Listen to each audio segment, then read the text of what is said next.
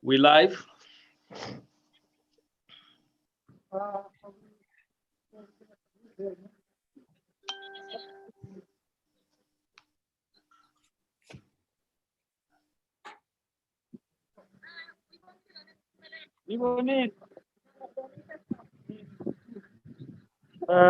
Madam, we're already live on Facebook and on Zoom. I've just gone live, so maybe I'll walk in front so that I don't pick up any.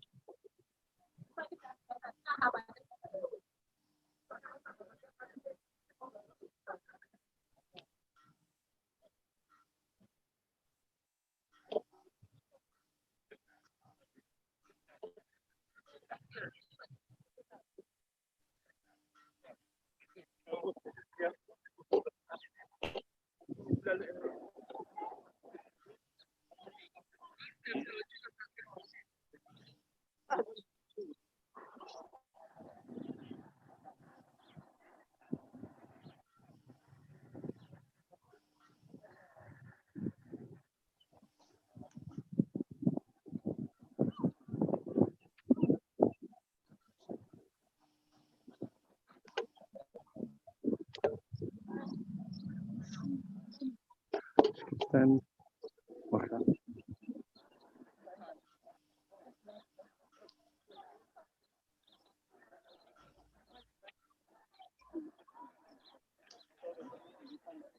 Right.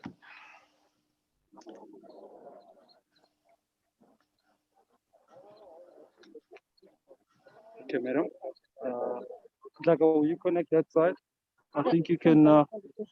Can you see? Is it? Okay.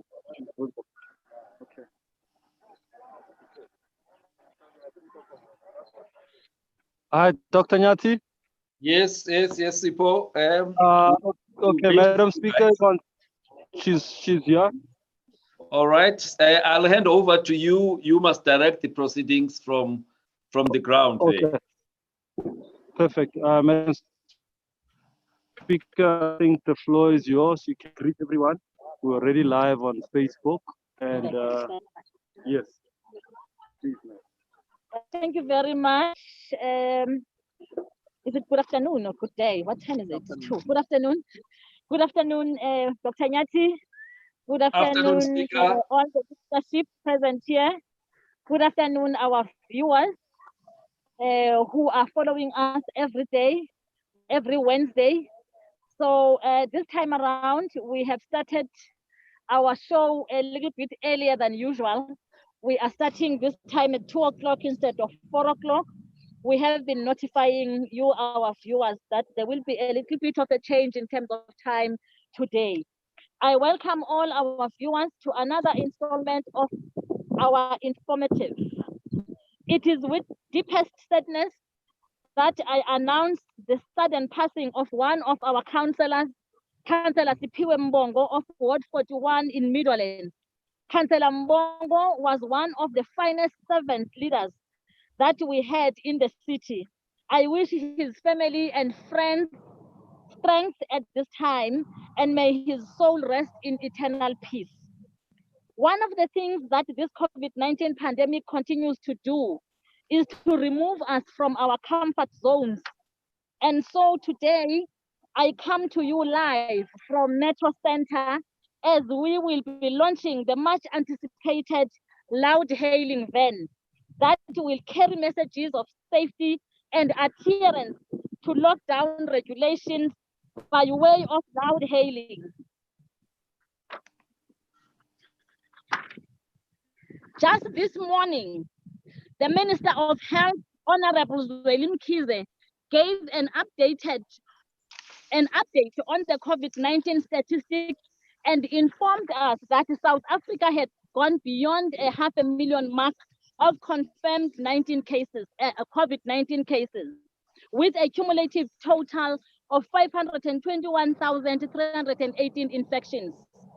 He further stated that once there was a plateau seen in some provinces, the real risk of experiencing a second wave of coronavirus cases remains. So containment measures must not be abandoned. I want to repeat that containment measures must not be abandoned. Ladies and gentlemen, and this is where we get our cue. The reality is that since the process of reopening the country for business and moving lockdown restrictions to level 3, the safety measures necessary being promoted by government to minimize the spread of virus have taken a knock, especially in deprived areas, especially in the townships and in the informal settlements. The reported disregard of imposed restrictions by some members of the community continue to be a point of concern as it undermines the effort of slowing down and curbing the spread of the coronavirus.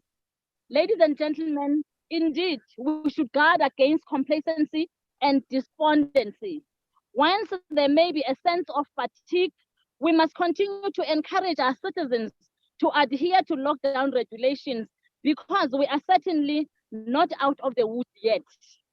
We must continue, ladies and gentlemen, to send messages of awareness and reminders of regulations, such as washing of hands, social distancing, wearing of masks, no physical contact, etc. We must be repetitive in our messages in order to avoid further spread of the virus. We must not only talk once and think that everything will be okay. We have to repeat our messages.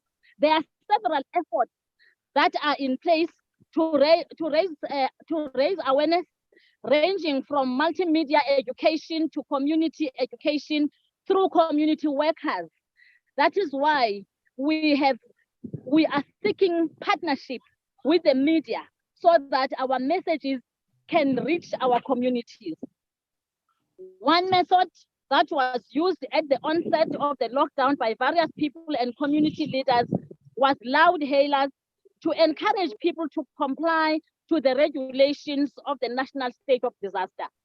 So this idea being presented by the legislature is to merely upscale this approach and have a roving van with a recorded message moving throughout the communities. The message will be updated on a regular basis to address emerging trends in communities and specific transgressions. More importantly, ladies and gentlemen, however, is that it will aim to reinforce the safety measures that have been advocated by government on social distancing, wearing of masks, and washing of hands. Ladies and gentlemen, the program will be facilitated in collaboration with all ward councillors. The Health and Social Development, Environment and Infrastructure, and Public Safety departments have been consulted, and they will play a critical role in the implementation of this project. So it is a multidisciplinary project because this awareness and the pandemic that we are faced with, it needs a multidisciplinary approach. It is not an approach that can be done by one person or only the legislature, but it needs all of us in the city. It is envisaged that the program will have a double impact. One is that it will increase civic education around COVID-19. The second impact is that this program will assist in mending the trust deficit that exists between the community and government, in particular the law enforcement agencies. The reality is that it is important to mobilize communities at the ground level in dealing with the crisis, especially densely populated communities, given their sense of vulnerability to COVID-19. Fellow citizens, today the show will run slightly different, as I have indicated, in that we will have messages of support from some of the MMCs who have been instrumental in assisting us get this project off the ground, as well as councillors who will briefly share their COVID-19 experience also as a means of awareness to our communities. We will unveil the vehicle itself and then take a drive downtown to test drive the vehicle and make sure that it will do the work it is intended to do. All this is to unfold with you, our viewers and fellow citizens, bearing witness to this very important journey. And we truly appreciate your presence, and we will truly appreciate your participation. Like I have said, that we have to work together because we are together in this. With that said, I welcome you all and will at this juncture request that the message of support from MMC of EISD.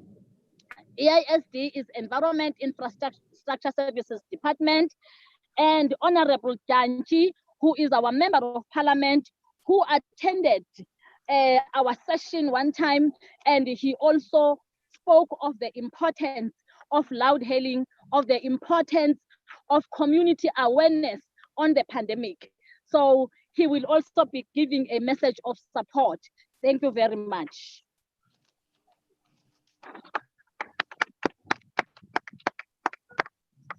All right, Loiso.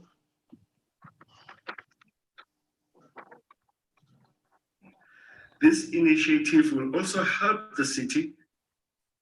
Hi, I am Councillor Mpho Moran, MMC for Environment and Infrastructure Services, City of Johannesburg. I'm happy to be part of the launch of the Speaker Civic Education roving van. The Speaker of Council, Councillor Nongcebo Molweni, identified a need to conduct loud hailing to residents who do not have means to access to information online. This initiative will definitely help the residents of Johannesburg, in particular in poor areas where there is no access to information. This initiative will also help the city and the city officials to understand and acknowledge the challenges that are faced by the people of Johannesburg. I thank you.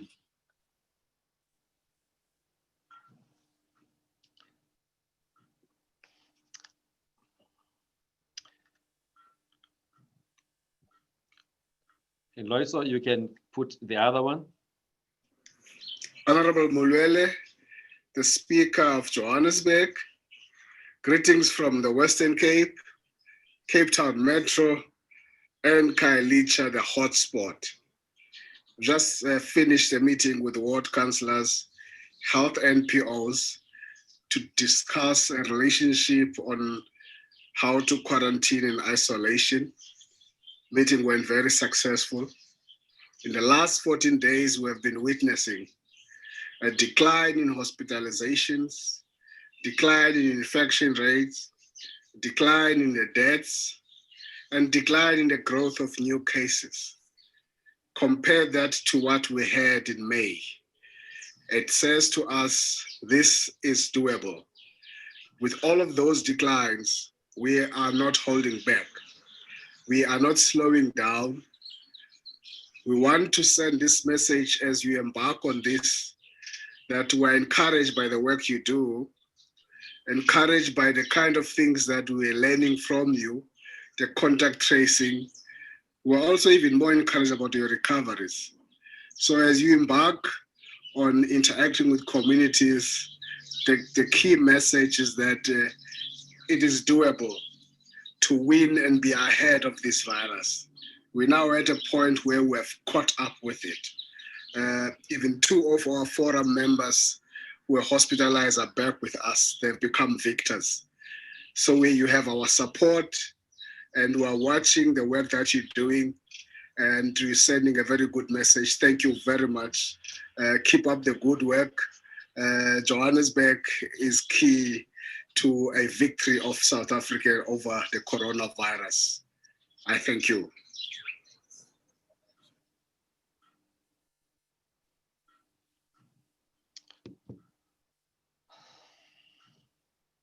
Thank you very much. Thank you very much for the message of support from the member of the mayoral committee, Councillor Moerane, and honorable member, Mr. Janchi. We really appreciate. We are now going to unveil the van, and this van will be crisscrossing the city of Johannesburg, especially the areas that I have spoken about, the areas of informal settlements, in the townships. It will be crisscrossing the city with the message of safety, with the message that as residents of the city, we need to curb the spread of the virus. And this will be doing community education as I have outlined. Allow me now, with yourselves, being present on the platform and all the platforms to unveil the van. And after that, we shall have one of our ward councillors, Councillor Mashau, who will be doing the vote of thanks. So as we unveil the van, that will be going over. So, yeah.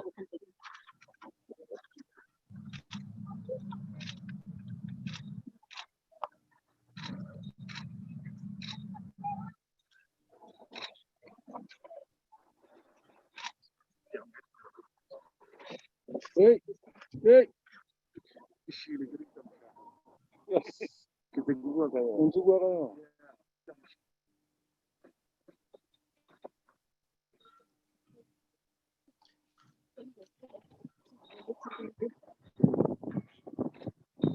Wow.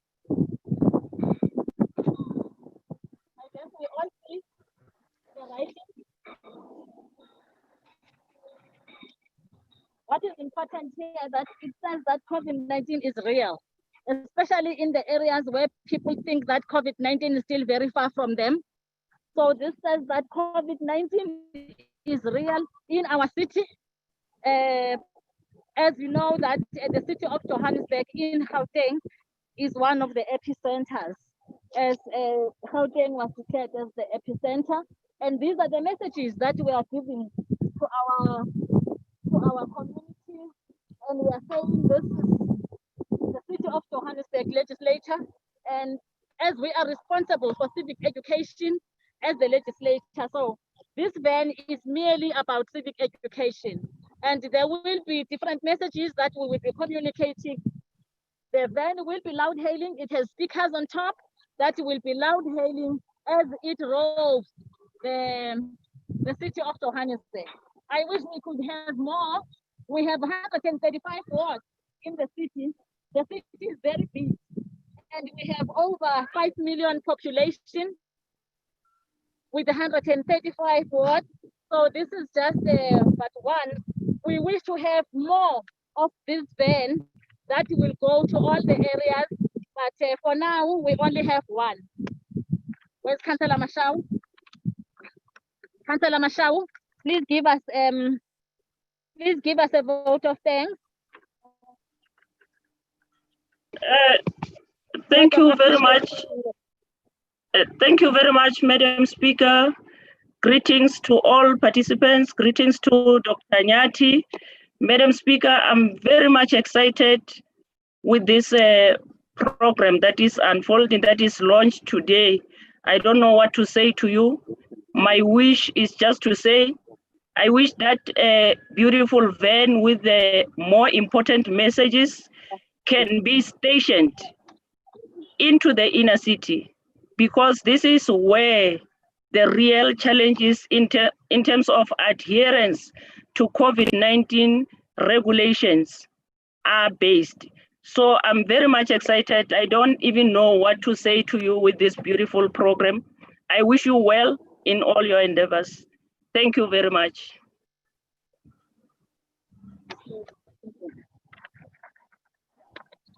Was I audible? Yes, you were audible. Oh, thank you very much. Beautiful speech. Thank you. All right. Okay.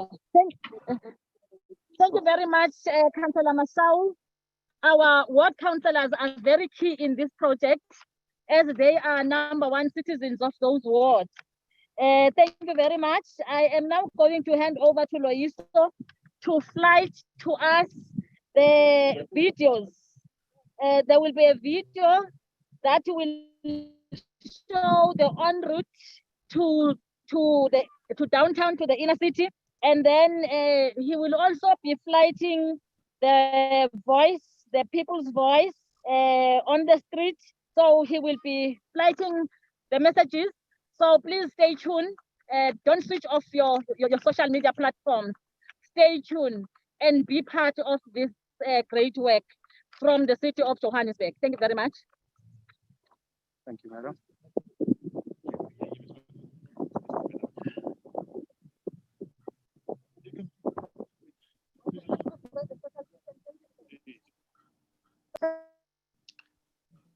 Loisa?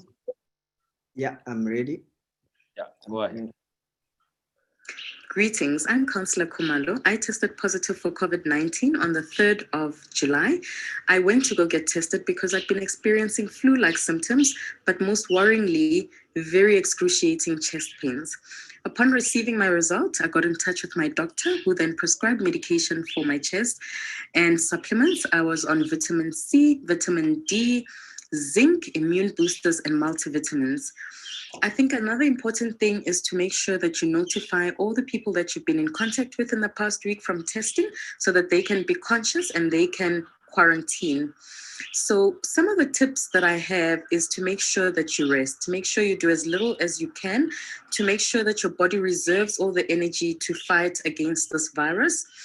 Most importantly as well is to make sure that you stay positive. So this is a big mental test that you'll be going through. You need to decide and you need to believe that you're going to get better. So prayer for me was a big part of my recovery journey. I prayed a lot and I believed a lot. So my faith really increased a lot. I also was taking some home remedies in the form of umhlonyane, as well as drinking ginger tea with fresh garlic, fresh ginger, fresh lemon slices in it, which I would drink throughout the day. So I really think also part of recovery is that you have a very good network or support system around you who can assist you whenever you need extra medication or whenever you need extra supplies that you need in the house or for your personal care. So if you haven't tested positive, I've got advice for you. Make sure that you're exercising, you're leading healthy lifestyles, observing all the protocols that are put in place to protect you and those around you from this virus. If you are in isolation, keep positive, stay safe, stay home, and God bless. Hello, my name is Patrick Atkinson, and I'm a councillor in the city of Johannesburg. I developed the coronavirus at the end of June, and it was with me for about a month. The first 2 weeks are particularly bad, where it initially started off with a sore throat and coughing and temperatures and lots of body aches. And then from then on, it went on to create really low oxygen levels in my blood to the point that I was on the verge of having to go into hospital. But fortunately, it never came to that. The problem about the disease is that there's still a lot that's not known about it. And even though people think they might be young because they're young and have no other health complications, that they won't have it in a particularly bad way. The issue is that it affects everybody differently. Some people get quite a light journey, and other people can get it really, really badly and can be left with permanent damage. Heard a story of a woman who was in very good health and who's now ended up with what the doctors call fibrosis in the lungs, which they call COVID lungs, and she'll end up with emphysema for the rest of her life. So the story is, don't get it. The most concerning thing about this is you just don't know what your journey is going to be. You don't know whether you're going to get it badly or the effects that it will have on you, and whether the effects will be permanent as well.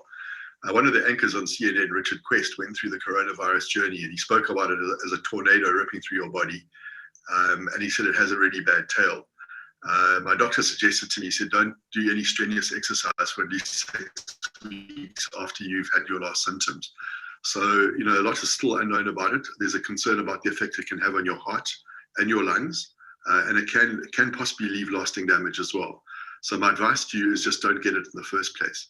So always wear your mask when you go out. That's your greatest protection from the coronavirus.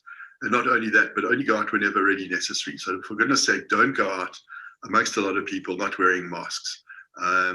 This is a serious disease. It's a serious virus, and it doesn't take any prisoners. So the issue is we just really don't know very much about it now. So the best thing to do when Gauteng is right in the midst of the coronavirus peak is to protect yourself and your family. Stay at home, wear your mask, wash your hands, and do everything that you're being told to protect yourself from the coronavirus. You really don't want to go through this journey.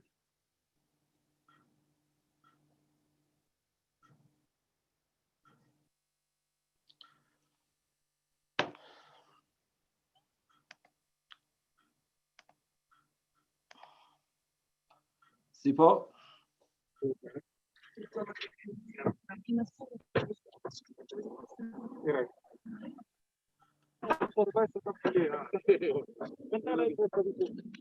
All right.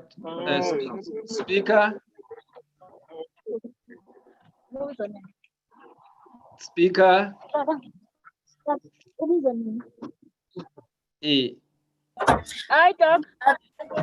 Can I come in here, Doc? Yeah, come in, Oh, Tlaga. I'm unmuted. Loyiso, can you please play the Josie Voices?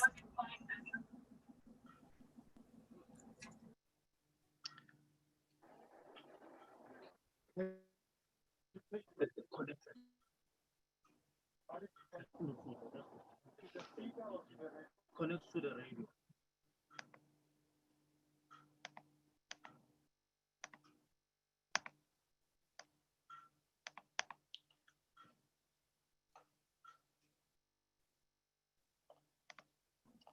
Please, can you unmute Loyiso? We can't hear.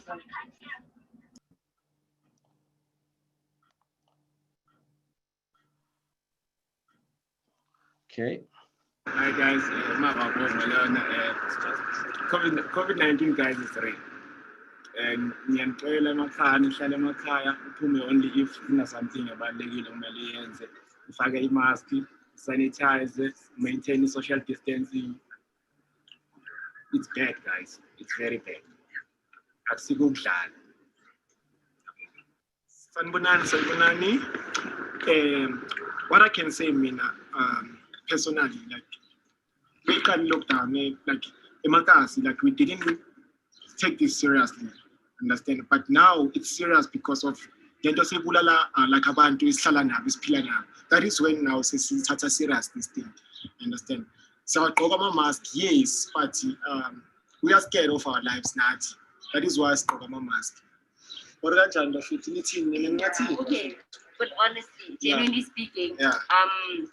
And so it's we all know it's like one of the very few places where we actually adhere to our regulations and our rules. Obviously, supposed to be hard to get people walking around wearing masks and keeping to our rules. So with us, it's kind of different. It's, number one, with the kind of work that we work specifically for medical aid. So at least from Lagos economy, we at least get to see and experience easily. Hence, it forces us to see things and do things differently. So I think it's very genuinely important because about especially informal settlement, like us, we should really start listening to government and adhering to the rules because this is a crisis. It's serious, and government has been preaching this. The government has been pushing this from day one of and it's day 132 today, and people are still doing the same thing and acting like nothing is happening. But then hence our should be still really experiencing closer now. Hence the person and the about is not so wrong for a person due to the COVID, the virus itself. So it's very important that it's kind of scary. It's still unbelievable. Everybody's still adjusting to your and it's a mission, but it's a mission that we're gonna have to accomplish if we really want to see tomorrow. It's tough. Do you guys think the civic education program can speak ibalulekile and abantu bayayidinga? Genuinely, 100%, because clearly, abantu haven't been listening, haven't been taking this seriously. Just by watching it from far, TV and all of that. So the closer the government tries to bring it as close to about as possible physically, and I think that's where mostly our results can be seen. You know, with me, what I can add to what Nana is saying, I think, I personally, the problem it has, it starts with the government.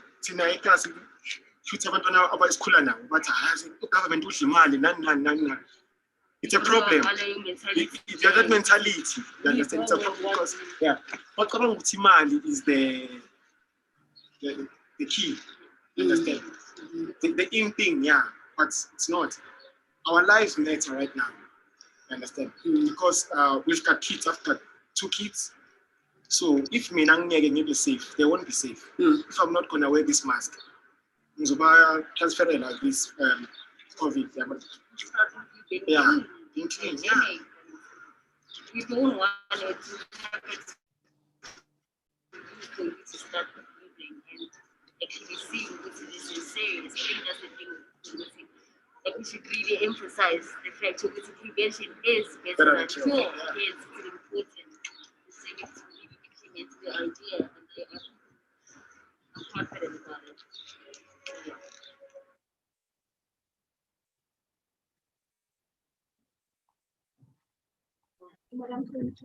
Thank you very much.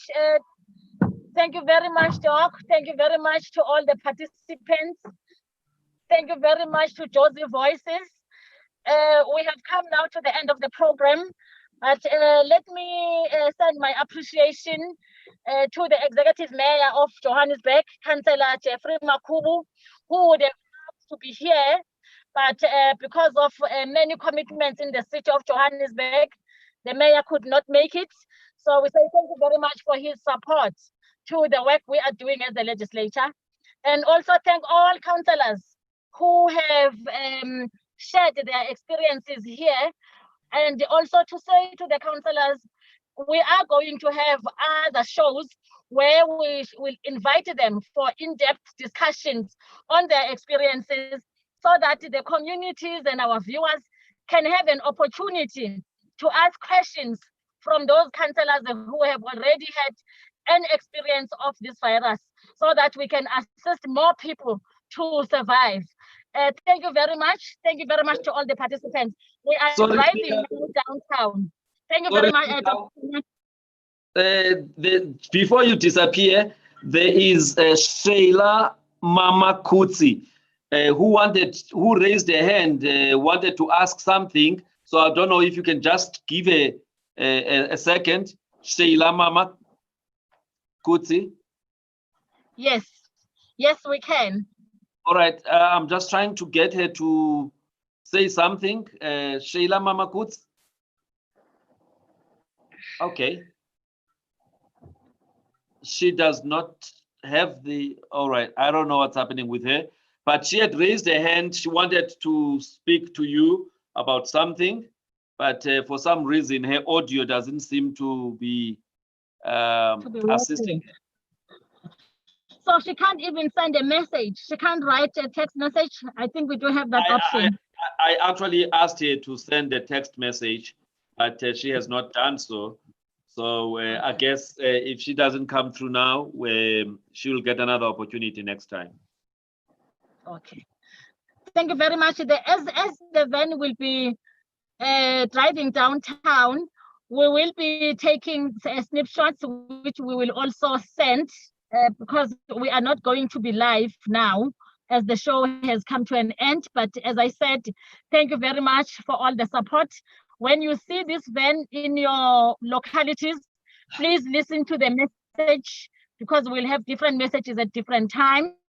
As I said, we will be very happy to have more of these vans to reach out to all the communities. But thank you very much to everyone who participated. Wait, speaker. Let's see if Sheila Mama can still connect. Okay.